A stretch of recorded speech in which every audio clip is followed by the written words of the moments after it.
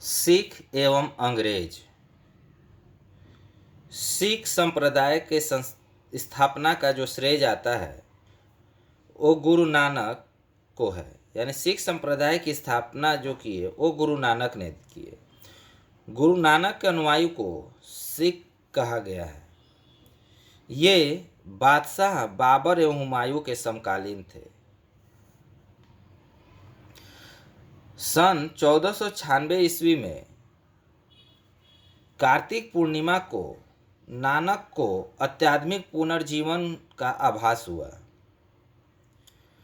गुरु नानक ने गुरु का लंगर नामक निःशुल्क सहभागी भोजनालय स्थापित किए। गुरु नानक ने अनेकों स्थानों पर संगत, धर्मशाला और पंगत जो लंगर स्थापित किए। संगत और पंगत ने गुरु नानक के अनुयायियों के लिए एक संस्था का कार्य किया जहां वे प्रतिदिन मिलते थे। गुरु नानक की सन 1539 ईस्वी में करतारपुर में मृत्यु हो गई। गुरु नानक की मृत्यु कहाँ हुई? करतारपुर में। कब हुई? 1539 ईस्वी में। गुरु अंगद 1539 से 1552 ईस्वी तक सिखों के दूसरे गुरु थे। सिखों के दूसरे गुरु कौन थे? गुरु अंगद। इनका प्रारंभिक नाम लहना था। इन्होंने नानक द्वारा शुरू की गई लंगर व्यवस्था को स्थायी बना दिया। गुरुमुखी लिपि का प्रारंभ गुरु अंगद ने किया था। गुरु अंगद ने गुरुमुखी लिपि का प्रारंभ किया था। सिखों के तीसरे गुरु अमरदास थे। तीसरे गुरु कौन थे? अमरदास थे, जिनका जो शासनकाल रहा 1552 से 1574 ईस्वी तक रहा। गुरु अमरदास ने हिंदुओं से पृथक होने वाली कई कार्य किए। हिंदुओं को से अलग विवाह पद्धति यानी लवन को प्रचलित किया। किसने? गुरु अमरदास ने। अकबर ने गुरु अमरदास से गोविंदवाल जाकर भेंट की और गुरुपुत्री बीबी भानी को कई गांव दान में दिए। यानी अमरदास की पुत्री जो थी बीबी भानी, इसको इन्होंने कई गांव दान में दिए थे। कौन दिए थे? अकबर ने दिए थे। अमरदास ने 22 गद्दियों की स्थापना की और प्रत्येक पर एक महंत नियुक्त की। बीबी के पति रामदास सन 1774-1781 सिखों के चौथे गुरु हुए। सिखों के चौथे गुरु कौन थे? रामदास। अकबर ने बीबी भानी को 500 बीघा भूमि दी। गुरु रामदास ने इसी भूमि पर अमृतसर नामक जलाशय खुदवाया और अमृतसर नगर की स्थापना की। गुरु रामदास ने अपने तीसरे पुत्र अर्जुन को गुरु का पद सौंपा। इस प्रकार उन्होंने गुरु पद को पैतृक बनवाया। गुरु अर्जुन देव सिखों के 5वें गुरु हुए। सिखों के 5वें गुरु कौन थे? गुरु अर्जुन।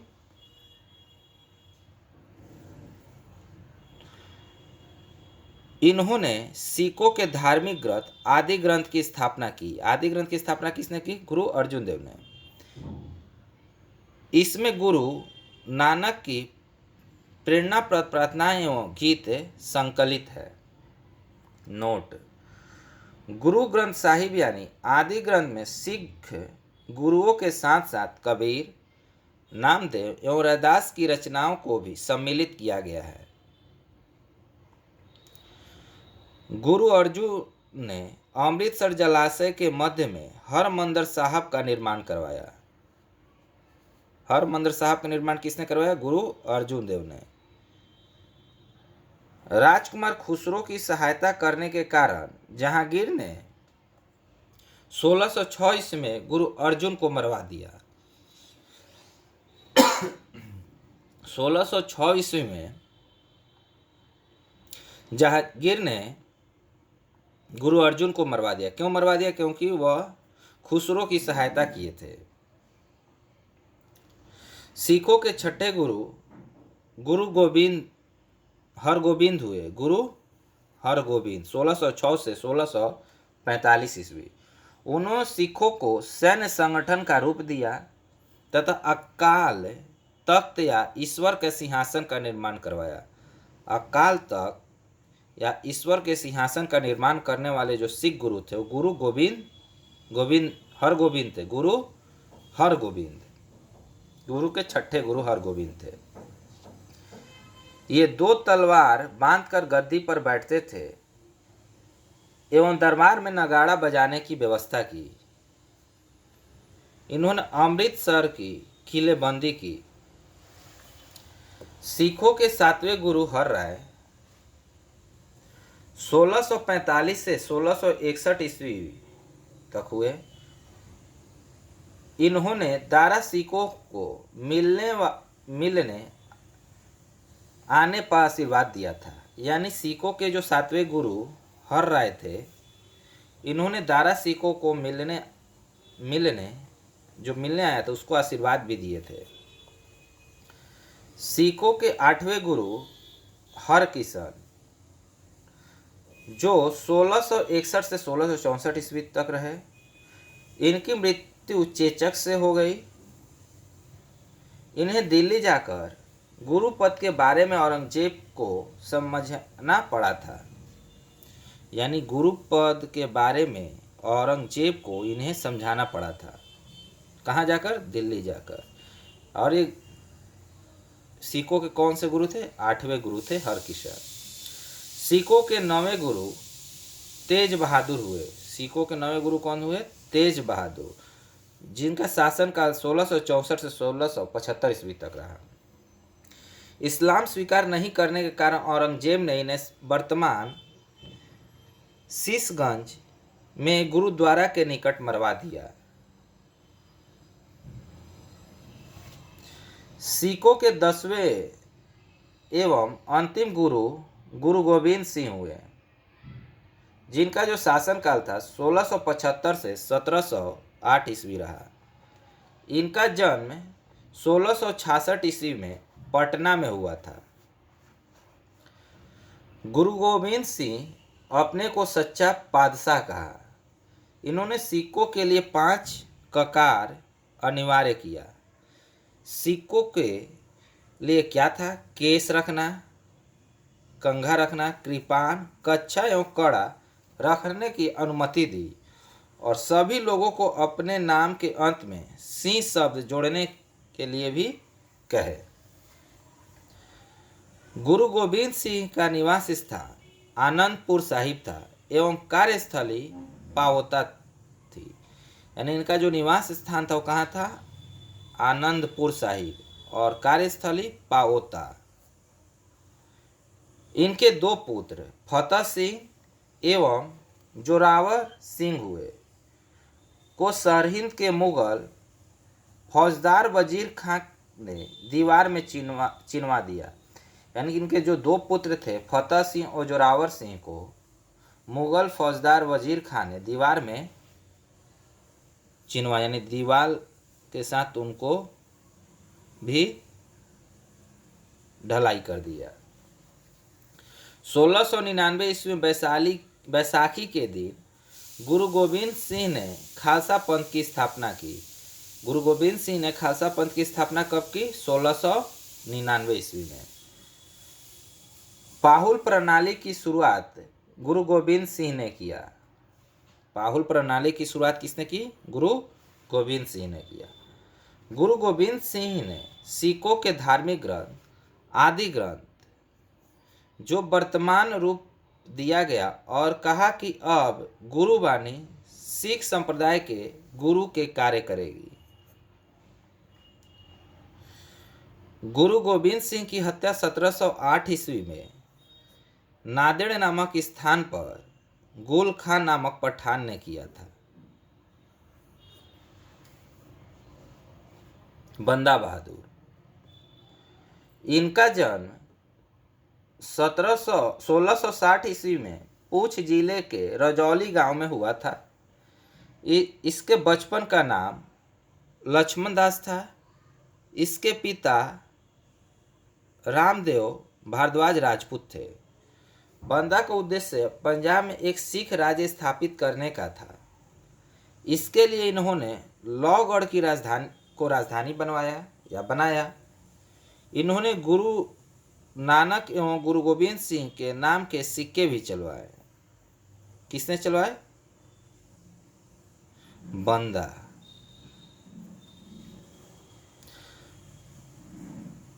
बंदा ने सरहिंद के मुगल फौजदार वजीर खां की हत्या कर दी।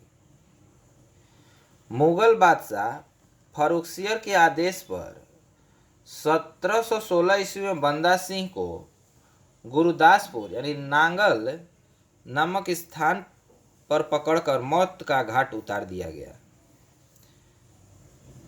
सहदरा कलगड़ी के नाम से विख्यात है, जहां बंदा ने हजारों मुगल सैनिकों को मौत के घाट उतारा था। बंदा की मृत्यु के बाद सिख कई छोटे छोटे टुकड़ों में बट गए। यानी सिख जो बटे वो किसके मृत्यु के बाद बटे? बंदा की मृत्यु के बाद बटे।